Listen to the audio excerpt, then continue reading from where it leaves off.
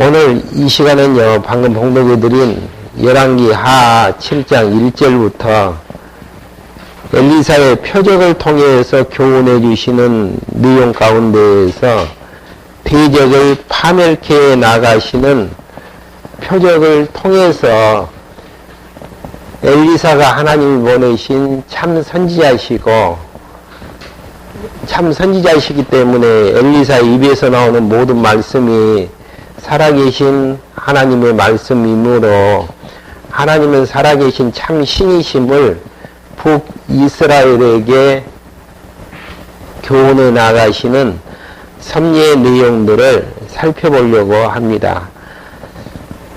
선지자를 보내신다라는 이야기는요, 신명기서 4장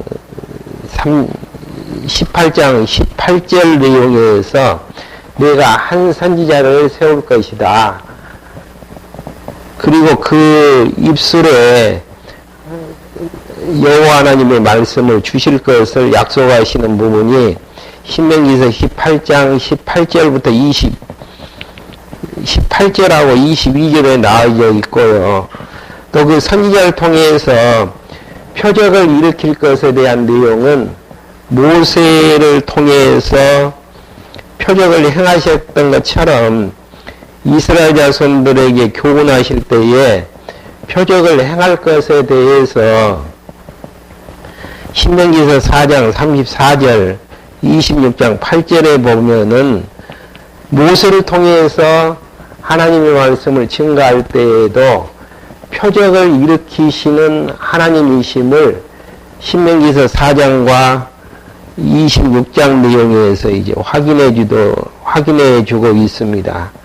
그렇게 이제 모세를 통해서 표적을 일으키셨던 하나님께서 선지자 엘리사를 통해서 표적을 일으키시는 모습을 지금 지난 시간 오늘 이제 계속 배우고 있는데요. 지금 7장 내용에서는 대적, 그러니까 아람 군대가 사마리아 성을 포위를 하였습니다. 그러다 보니까 지난주에 끝나는 시간에 무슨 사건이 일어나게 되어지죠? 자기의 아들과 딸을 먹는, 인육을 먹는 사건이 일어나게 되어지는 장면들이 나와져 있으면 먹을 것이 없다라는 이야기죠. 그래서 이제 죽을 날만 기다리고 있는데 7장 내용에서 대적을 파멸하고 먹을 것을 주시는 표적을 일으키게 되어지는데요. 1절부터 2절까지 엘리사가 예언에 대해서 불신하는 한 장관을 저주하게 되어집니다. 한번 엘리사가 무슨 예언을 하게 되어지는지 한번 확인 한번 해보죠. 엘리사가 하는 이야기는 여호와의 말씀이거든요. 여호와의 말씀이기 때문에 여호와의 말씀은 반드시 역사 이에 이루어져야만이 그 내용이 여호와의 말씀이고 그 말씀을 하신 여호와 하나님께서는 살아계신 분이심을 확인케 되어지는 장면입니다. 1절 2절 한번 봐보시죠. 그러자 엘리사가 말하기를 여러분 여호와의 말씀을 들으십시오. 여호와께서 이렇게 말씀하시기를 내일 이맘때에 사마리아 성문에서 고운 밀가루 한 서아가 한 세겔에 보리 두 서아가 한 세겔에 팔릴 것이다 하셨습니다. 라고 하였다. 왕을 자기 손으로 부축한 한 지휘관이 하나님의 사람에게 대답하여 말하기를 보십시오. 여호와께서 하늘에 창문을 내신다고 해도 이런 일은 일어날 수가 있겠소 하니 엘리사가 말하기를 당신 눈으로 보게 될 것이요. 그러나 당신이 그것을 먹지 못할 것이요. 하였다. 여기서 이제 몇 가지 예언이 나와지죠. 첫째 번에는 1절에 나와져 있는 밀가루라든지 보리값이 폭락이 되어져가지고, 폭락이 되어졌다라는 이야기는 물량이 많기 때문에 그런다라는 이야기죠. 그리고 이제 두 번째 예언은 그 일들을 하나님이 하신다고 하는데 하나님께서 하늘의 문을 여신다고 해도 이런 일은 일어나지 못할 것을 한 지휘관이 이제 이야기를 했는데 그 광경을 보기는 보지만은 어떻게 된다라는 이야기예요. 먹지는 못할 것이다라는 이야기는 죽는다라는 이야기입니다. 이제 두 가지 이제 예언대로 예언을 이제 하게 되어지죠. 그렇게 되어지면서 3절부터 8절까지 기적으로 아람 군대가 물러감을 문둥이들이 알게 됨을 확인하는 대목입니다. 그러니까 기적이라는 이야기는 하나님께서 아람 군대들을 물리치어 주시는 그런 이제 장면들이죠. 한번 확인 한번 해보시죠. 왕을 자기 손으로 부축한 나병의 3절입니다. 나병이 열린 네 사람이 성문 입구에 있다가 그들이 서로 친구에게 말했다. 우리가 죽을 때까지 여기 앉아 있겠느냐. 우리가 성에 들어가려고 해도 성 안에 기근이 들었으니 우리가 거기서 죽게 될 것이고 우리가 여기서 머물러 있어도 또한 죽게 될 것이니 이제 가서 아람 사람의 진정에 항복하자. 그들이 우리를 살려주면 우리가 살 것이고 그들이 우리를 죽이면은 죽을 것이다. 그러니까 성문에 들어가려고 해도 들어갈 수가 없는 상황인데 들어가서도 이제 죽게 되어진다라는 이야기는 인육을 먹는 사건이 이제 있는 아주 이제 먹을 것이 없는 상황이기 때문에 가서도 이제 먹을 거리 없어서 죽게 되어지고 아람 군대에게 항복을 해도 그들이 먹을 걸 주면 살겠고 그러지 않으면 죽게 될 것을 이야기하는 부분들입니다. 그래서 이제 항복을 하려고 이제 그들에게 가져 5절에 보면은 그들이 항원무령이 일어나서 아람 진영으로 왔는데 그들이 아람 진영에 끝까지 갔으나 거기서 한 사람도 없었다. 신기하게도 지금 아람 군대가 사마리아 성을 포위를 했거든요. 포위를 했는데 그래서 이제 물품이 공급이 안 되어져서 인형을 먹는 이제 사건이 이루어졌었는데 신기하게도 문둥병자 환자 4명이 아람군 진영에 갔었는데 아무도 없었다라는 이야기예요. 왜 그렇게 되어졌는가? 그 이유는 6절에 주께서 아람 군대가 병거 소리와 말 소리와 큰 군대 소리를 듣게 하심으로 그러니까 이스라엘 군대가 쳐들어오지도 않았는데 말소리 큰 군대 소리가 들리게 하심으로 그리 서로 동료에게 말하기를 보아라 이스라엘 왕이 헷 족속과 왕들과 이집트 왕들을 고용하여 우리를 치러오는 것이다 하고 환청이 이제 일어나게 되어졌었죠. 그러나 항원 무렵에 도망하되 장막들과 말들과 나귀들과 진영이 있는 그대로 버려두고 자기 목숨을 위하여 도망하였기 때문이다. 그러니까 여기에서는 6절에 보면 이러한 이제 기적이 일어나게 된 동기, 주체는 6절에 보면 그 이유는 누가 주어져? 주께서 그렇게 하셨다라는 거. 주님께서 그렇게 하셨다라는 거. 그래서 이제 8절에 이들 나병 환자들이 진영 끝까지 가서 한 장막에 들어가 먹고 마시며 은과 금과 옷가지를 가지고 나아가 그것을 숨기고 다시 돌아와 다른 장막에 들어가 거기서도 가지고 나아가 숨겼다. 그러니까 이제 아람 군대가 이제 급히 도망가려고 하고 물품들을 다 놔두고 갔거든요. 문둥병자들이 그걸 갖다가 자기 걸로 다 만들어서 이제 숨기게 되어지는 장면들이죠. 그러면서 이제 9절부터 20절까지는 아람 군대가 버리고 간 물품으로 성이 풍족하게 되어지는. 그럼 문제는 이것을 이제 알려야 되느냐, 알려야 되지 않느냐, 라는 이제 경론이 이제 일어나게 되어지죠.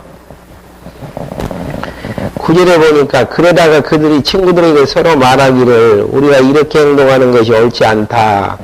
오늘은 좋은 소식이 있는 날인데도 우리가 가만히 있었구나. 만일 아침 해 뜰 때까지 기다리면 우리에게 벌을 내리실 것이니 이제 가서 왕궁에 이 사실을 보고하자 하고 그들이 돌아가서 성문 문지기를 불러 보고하기를 우리가 아람의 진영에 갔더니 그들이 거기에 사람들은커녕 사람의 기척조차 없고 단지 말과 나귀만 묶여 있었으며 장막들도 그대로 있었습니다라고 하니 문지기들이 소리를 지르며 왕궁 안으로 들어가 이 사실을 알렸다.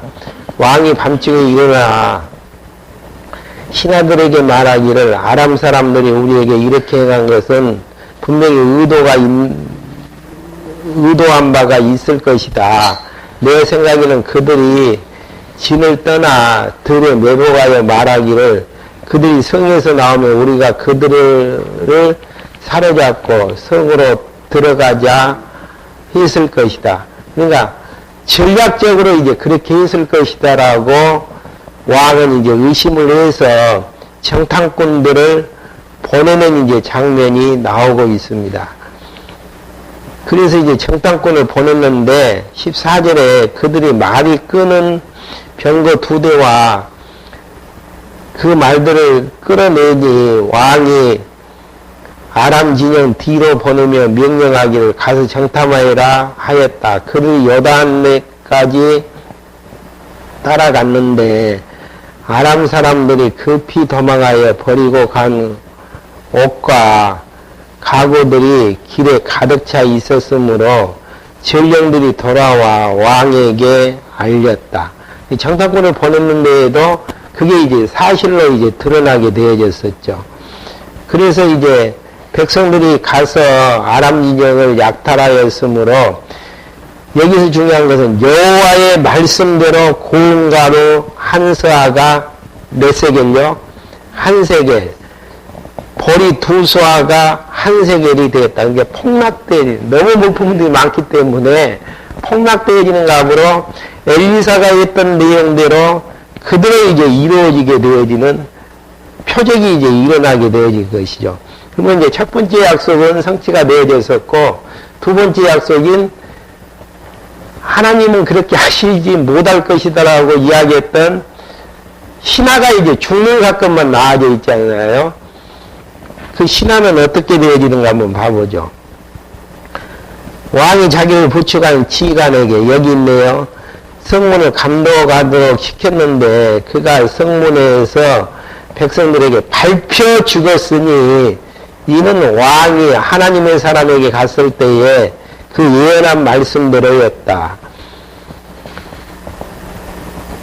하나님의 사람이 왕께 말하기를 내일 이맘때에 사마리아 성문에서 보리 2수아가 한 세겔에 고운 밀가루 한 서아가 한 세겔에 팔릴 것입니다 하니 그 지휘관이 하나님의 사람에게 대답하기를 보시오 여호와께서 하늘의 창문을 내신다고 해도 이런 일이 일어날 수 있겠소 하였고 하나님의 사람이 말하기를 당신이 당신의 눈으로 보게 될 것이요. 눈으로 보고 죽는다라는 이야기죠.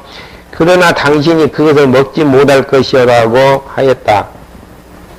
이 일이 그에게 그대로 이루어져 백성이 성문에서 그를 밟음으로 그가 죽었다. 두 가지 사건이 그대로 이루어지게 되어지는. 왜 이런 표적들을 일으키시죠? 북이스라엘 백성들에게 북이스라엘 백성은 어떤 상황입니까? 우상성기고 하나님을 버리고 이제 살아나가는 그들에게 하나님은 살아계시다라는 내용을 엘리사를 보내서 표적을 일으키게 모세처럼 표적을 일으키게 되어지므로 하나님이 살아계신 여호와이심을 알게 나아가시는 하나님의 섭리의 숨결입니다. 이것만 봐도 여호와 하나님을 경외하면서 살 수 있겠죠?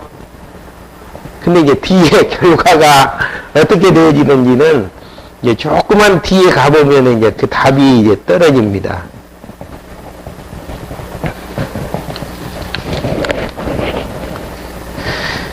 8장 1절부터 6절까지 게하시가 왕에게 표적을 확인시켜 여인이 기업을 찾게 되어지는 내용이다 하지. 게하시는 누구죠? 엘리사의 사안이었죠. 지난번에 엘리사가 전에 아들 죽어 살렸던 그 여인에게 말하기를 일어나 당신의 가족들과 함께 떠나 머물 만한 곳에서 지내시오. 여호와께서 기근을 부르셨으므로 그 땅에 7년 동안 기근이 들 것이기 때문이요 하였다. 그 여자가 일어나 하나님의 사람이 말한 대로 가족들과 함께 떠나 블레셋 땅에서 7년 동안 머물다가 7년이 지나 그 여자가 블레셋 땅에서 돌아와 자기 집과 자기 밭에 대하여 여호와 대에 호소하기 위해 왕에게 나아갔다. 이게 7년 동안 이 기근을 피해서 다른 땅에서 살다 오다 보니까 자기 집하고 땅이 없어져 버린 거예요. 그래서 이제 왕에게 그것을 이제 재판해 달라라고 이야기하는 내용들이 나오고 있습니다.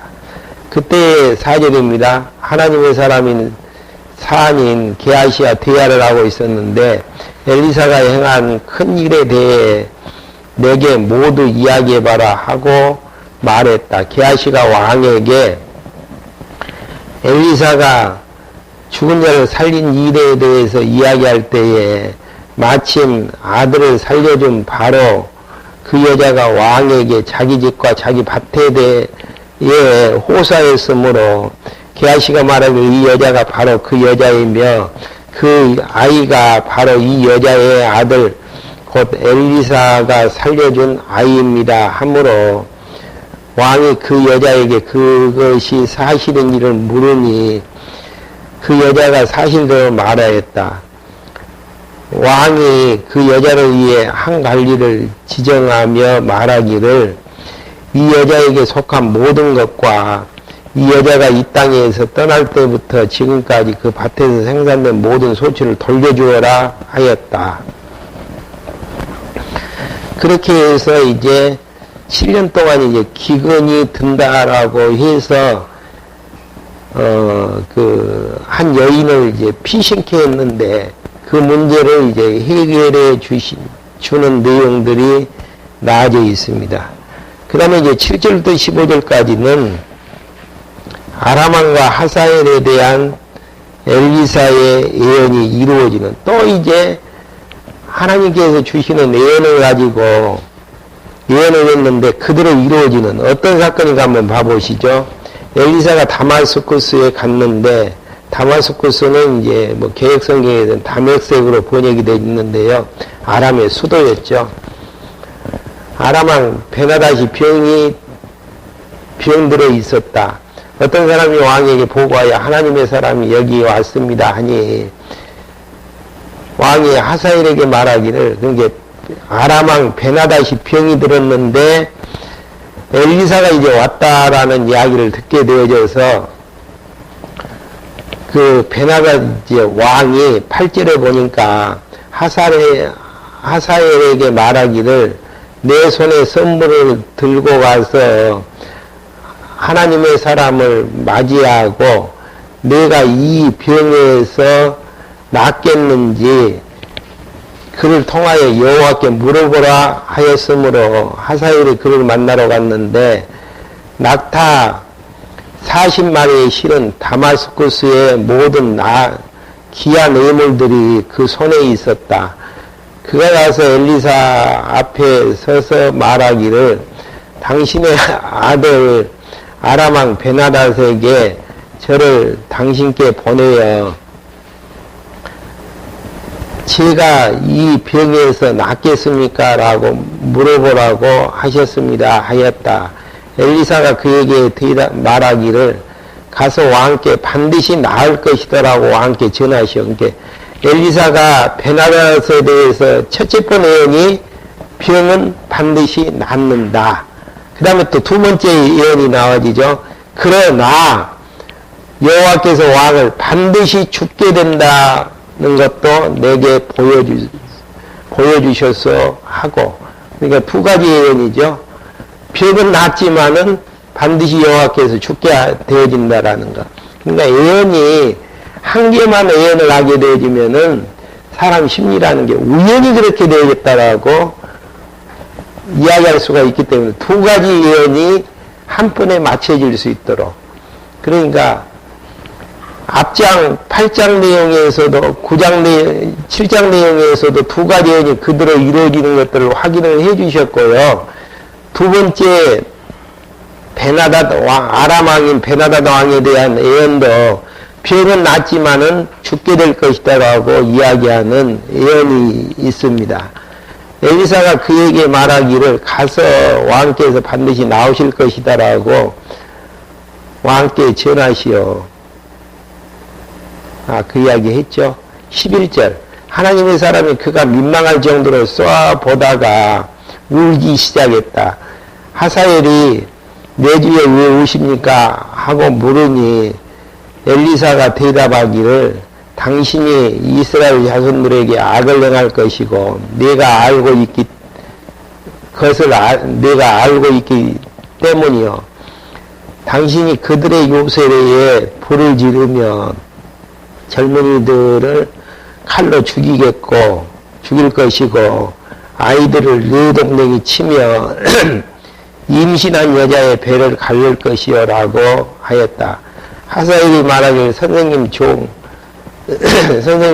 곧 개 같은 죄가 무엇이길래 이런 엄청난 일이 일어날 수 있겠습니까? 하니 하사엘이 말하기를 여호와께서 당신이 아람을 다스리는 왕이 될 것을 내게 보여주셨소 하였다. 세 가지 예언은 하사엘이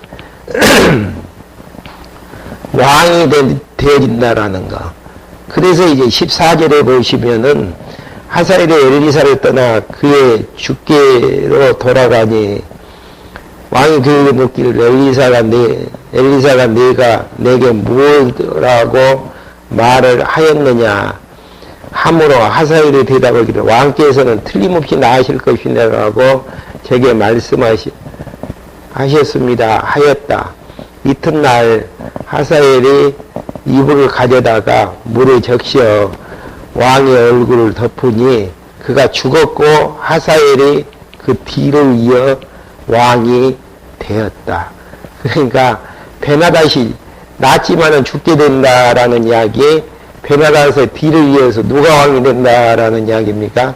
하사엘이 왕이 된다라고 이야기했었는데 그대로 이제 예언대로 되게 되어지는. 왜 예언대로 이제 되게 만드시죠? 하나님이 보내신 참 선지자 되심을 알게 하시려는 내용들입니다. 그래서 선지자는 그가 이야기한 말씀에 대해서 증거가 있어야 돼. 증거가 있어야 돼. 하나님이 보내신 선지자죠. 그럼 그 내용 한번 찾아보고 넘어갈까요? 신명기서 18장 18절하고 22절 한번 찾아서 읽어주셔요.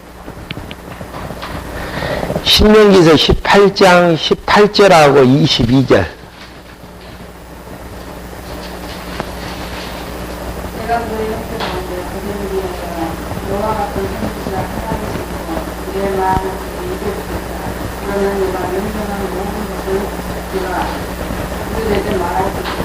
이 22절요.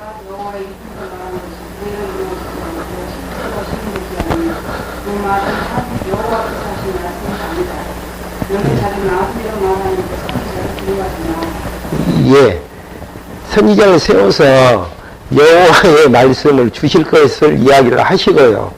만약에 그 말씀이 그대로 이루어지면은 하나님이 보내신 참 선지자고, 그러지 아니하면은 하나님이 보내지 않는 선지자이기 때문에 두려워하지 말라라는 이야기죠.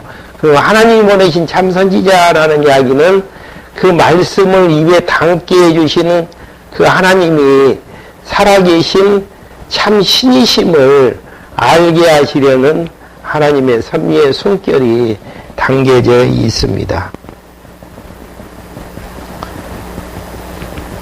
이렇게 이제 선지자를 통해서 그 여러 가지 이제 표적을 일으켰으면은 결국은 여호와 하나님 앞으로 돌아와야 되잖아요. 근데 이제 단락이 바꾸어지죠. 8장 16절부터 17장까지 보면은 무엇이죠? 주제가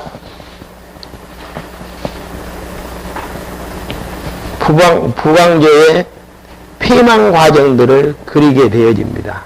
그러니까 3번 내용이 부방조를 여기에 이제 교훈하시는 내용이 나아지고 있고요.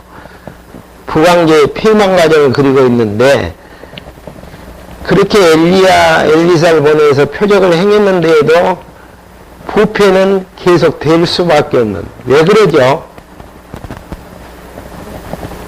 왜 돌이키지 아니하고 계속 부패하고 타락하게 되어지죠? 한 단계 빨리 가셨네. 부패하고 타락할 수밖에 없도록 모세를 통해서 예언한 바가 있습니다. 확인 한번 하고 넘어가죠. 신명기서 31장 16절.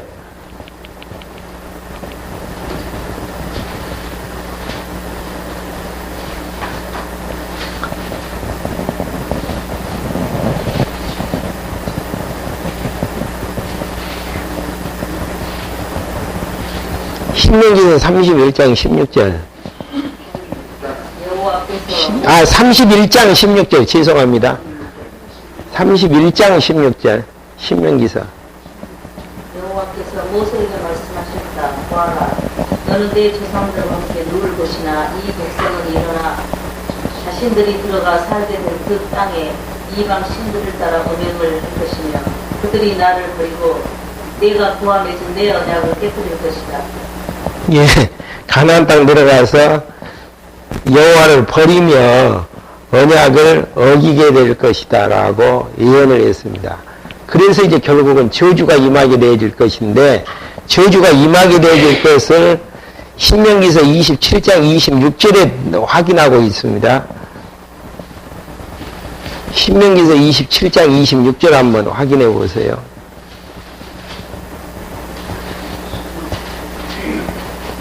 그래서 이제 북왕조의 이제 폐망이 오게 되어지는 근거가 되어집니다. 27장 26절 읽어보십시오. 이 율법의 말씀들을 지켜 행하지 않는 자는 저주를 받을 것이다. 예. 이 율법의 말씀을 듣고 행치 않는 자는 무엇을 받아요? 저주를 당할 것이다라는 이야기. 이게 이제 북쪽 이스라엘에게는 해당되어지는 이야기고 남쪽 유다에게는 해결되어지지 않는, 해당되어지지 않는 내용인데 그 이유는 어디가 있죠? 다윗 왕조에게 언약했던 사무엘 하 7장 10절부터 12절, 16절 한번 확인 한번 해보시죠. 네. 사무엘 하 7장 10절부터 12절 다윗 왕조에게 예언했던 내용들 16절까지요. 사무엘 하 7장 10절부터 12절 먼저 한번 읽어주세요. 또 내가 내 백성 이스라엘을 위하여 한 것을 정하여 그들을 심을 것이니 그들이 그곳에서 살며 더 이상 요동하지 않을 것이요 다시는 전과 같이 악한 자들이 그들을 괴롭히지 않을 것이니 내가 내 백성 이스라엘을 위해 사사들을 임명하던 날과는 다르게 하고 내가 내 모든 원수들로부터 내가 안식하게 할 것이며 또 여호와 내게 선포하니 여호와가 너를 위하여 집을 세울 것이다. 내 날들이 다 차서 내 조상들과 함께 누울 때에 내가 내 몸에서 나올 내 후손을 내 뒤에 세우고 그 왕국을 견고하게 할 것이다. 16절 보시면은 다윗의 왕국을 경고케 해주시겠다라고 약속하신 바가 있잖아요. 근데 북이스라엘이 멸망을 저주를 율법을 행치 안에서 저주를 받는 이유는 다윗 왕조를 이탈되어졌기 때문에 다른 이유는 없어요. 그래서 이제 북이스라엘에게 적용되어지는 성구는 신명기서 27장 26절에 나와진 것처럼 율법의 모든 말씀을 행치 아니하는 자는 저주를 받을 것이다라는. 그러지만 남쪽 유다가 해당되지 않는 이유는 다윗왕조 사무엘하 7장 12절부터 16절까지 내용에 근거해서 다윗왕조는 경고케 해주신다라고 약속하신 바가 있기 때문에 약속 자체가 틀려요. 그러니까 다윗왕조 안에 있느냐 밖에 있느냐의 차이점이 죄를 지었기 때문에 북이스라엘이 멸망을 당하는 내용의 근거가 되어지는 것이고요. 다윗 왕국 안에 있는 유다는 망하지 아니하고 시련은 있지만은 계속 지속되어지는 것들을 확인할 수 있는 대목들입니다. 그렇기 때문에 북이스라엘이나 남유다나 똑같이 범죄를 하게 되어지는데 율법의 적용을 위해서 멸망을 시키시는 북이스라엘의 내용들을 확인을 해봤고요. 그 다음에 남유다 같은 경우는 사무엘하 7장 10절부터 16절까지 나와져 있는 다윗 왕조에게 약속하셨던 내용의 근거에서 북왕조의 폐망을 다루는 부분들이 17장까지 8장 16절부터 17장까지 내용에 담겨져 있고요. 북왕조는 시련은 있지만은 잠시 징계는 있지만 아주 망하는 사건은 아니다라는 내용의 근거를 말씀해 드렸습니다. 그러면 이제 신명기서 31장 16절 내용의 근거에서 열왕기하 8장 16절부터 15장 7절까지 내용은 남북 왕조가 이제 부패하게 되어지는. 이게 신기하죠? 북왕조의 폐망을 다루게 되어지는데 밑에 하위 주제는 북왕조의 부패만 다루는 게 아니고 남북 왕조의 부패를 함께 다루고 있다라는 거. 그러니까 언약이 어느 방향으로 가느냐에 따라서 망할 수도 있고 망하지 아니할 수도 있는 부분들이죠. 먼저 이제 남쪽 왕조의 부패를 8장 16절부터 29절까지 이제 다루게 되어지는데요. 거기에서도 이제 언급을 해주고 있습니다. 먼저 이제 16절부터 19절까지 유다왕 여호람이 북쪽 아합 집과 같이 악을 행하게 되어지는 16절 한번 봐보시죠. 이스라엘 왕 아합의 아들 요람 제5년 여호사밧이 아직 유다왕으로 있을 때에 유다왕 여호사밧의 아들 여호람이 왕이 되니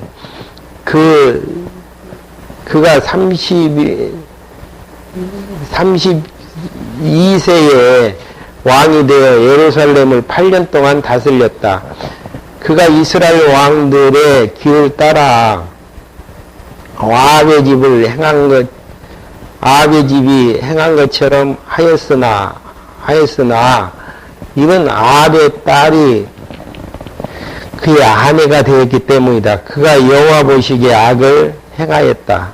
그러니까 여기에 보면은 여호사밧의 아들 여호람이 이제 유다의 왕이 되어졌었는데 결국은 이제 그가 아합의 길을 따랐던 것은 아합의 딸을 아내로 이제 삼았기 때문이라는 내용이죠.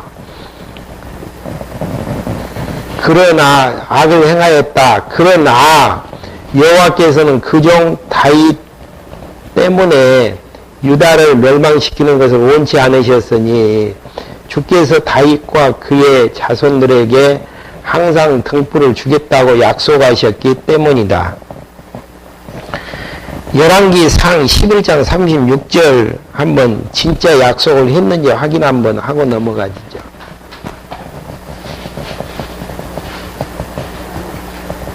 열왕기 상 11장 36절요. 솔로몬 왕 말기 때에 아이야를 통해서 이제 약속해 주시는 내용이죠.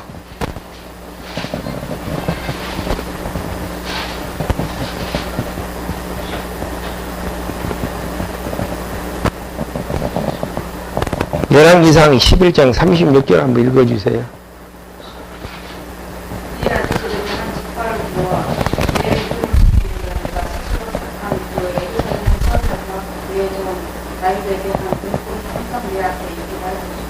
예.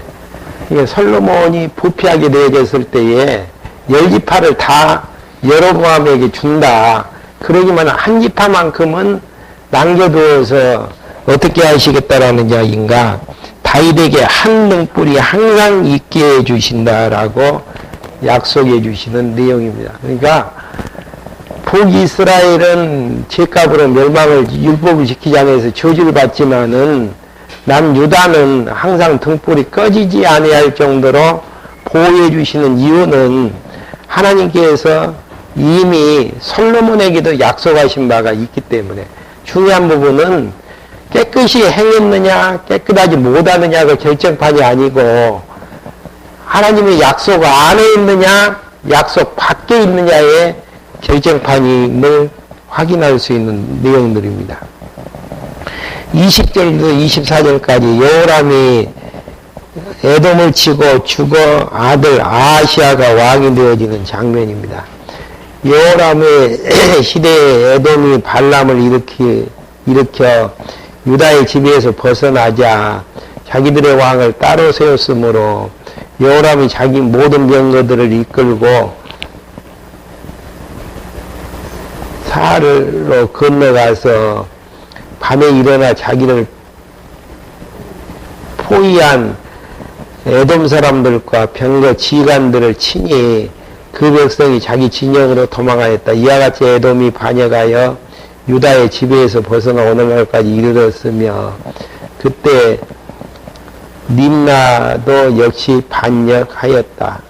여호람의 남은 행적과 그의 행한 모든 일이 유다 왕조실록이 기록되어 있지 않느냐. 여호람이 자기 조상들과 함께 누우니 자기 조상들과 함께 다윗성에 장사되어지고 그의 아들 아하시아가 그 뒤를 이어 왕이 되었다. 여기서 중요한 것은 부패하고 타락했던 여호람이 죽었을 때에 다윗성에 장사되었다는 것. 그리고 또 그의 아들 아이야가 그 뒤를 이어서 왕위에 오르게 되어졌다라는 그게 이제 중요한 부분들입니다. 그러니까 여호람의 부패 사건들을 그리게 되어지는 이유는 무엇을 이야기하기 위한 내용들인가? 유다의 왕들은 부패하고 타락했어도 아주 멸망당하는 법이 없어요. 그 이유는 이미 이제 열왕기상 11장 36절에서 다윗의 등불을 끄지 않게 해주시겠다라고 약속이 있기 때문에 그렇게 되어지는 것이고, 북왕조는 똑같이 범죄를 했는데 망하는 이유는 신명기서 27장 26절에 나와진 것처럼 율법의 모든 말씀을 실행하지 아니한 자는 저주를 받을 것이다라는 율법에 바로 적용을 시켜버리는 그 이유는 다윗 왕국을 이탈했기 때문에 그 이상의 이유도 이하의 이유도 없는 것입니다. 그 다음에 이제 25절부터 27절, 29절까지 아하시아 왕이 아합의 길로 행하며 열왕과 동맹하는 내용이 25절입니다. 읽고 마무리 짓죠. 이스라엘 왕 아합의 아들 요람 제12년에 유다왕 여호람의 아들 아하시아가 왕이 되었으니 아하시아가 22세의 왕이 되어 예루살렘에서 1년 동안 다스렸다. 그의 어머니는 이스라엘 왕 오므리의 손녀로서 이름은 아달랴였다. 그가 아합의 집 길로 행하며 아합의 집과 같이 여호와 보시기에 악을 행하였으니 이는 그가 아합 집의 사위가 되었기 때문이다. 아하시아가 아합의 아들 여호람과 함께 아람 왕 하사엘과 싸우려 길르앗 나못으로 갇혔을 때에 아람 사람들이 요람에게 부상을 입혔다. 남아에서 아람 왕 하사엘과 싸울 때에 아람 사람들이 입힌 보상을 치러하기 위하여 요람 왕이 이스라엘로 돌아왔는데 아합의 아들 요람이 병이 들었으므로 유다 왕 요람 아들 아하시아가 이스라엘로 내려가 그를 문병하였다. 그러니까 계속 이제 부패하고 타락의 역사를 유다는 그리는 이유는 다윗 왕국의 언약을 잊기 때문에 망하지 아니한 것을 보여주시는 내용들이고요. 북이스라엘은 다윗 왕과의 왕국과 언약과 관계가 없는 나라이기 때문에 죄값대로 망한다라는 거. 그래서 이제 무엇을 알게 하시려는 섭리입니까? 하나님이 약속대로 이루시는 살아계신 참 신이심을 알게 하시려는 내용입니다. 다음 시간에 9장부터 10장까지 나아지는 북왕조의 부패는 어떻게 진행이 되어지는지를 확인할 수 있도록 하겠습니다. 기도하고 말씀 마치겠습니다. 하나님 아버지, 저희를 이 시간에 불러 모아주셔서 다윗 왕국을 경고케 세우시겠다라는 다윗 왕국의 언약 밖에 있는 북이스라엘의 부패와 타락 속에서 살아계신 참 신되신 하나님에게로 돌아오게 하기 위해서 선지자를 보내셨지만은 기록 타락과 부패가 진행되어지는 것들을 확인할 수 있도록 인도해 주심을 감사함을 드립니다. 모든 역사가 하나님의 정하신 뜻대로 움직여지는 것인데 저희들은 우리가 역사의 주관자가 되어져서 역사를 바꾸려고 할 때가 있습니다. 저희를 긍휼히 여겨주셔서 되어지는 모든 것들에 하나님이 하시는 일들을 통해 왜 하나님께서 그렇게 하셨는지를 깨닫고 여호와 하나님 발견하며 여호와 하나님 경외에 나가는 저희들로 인도해 주시옵소서. 예수 그리스도의 이름으로 기도했습니다. 아멘.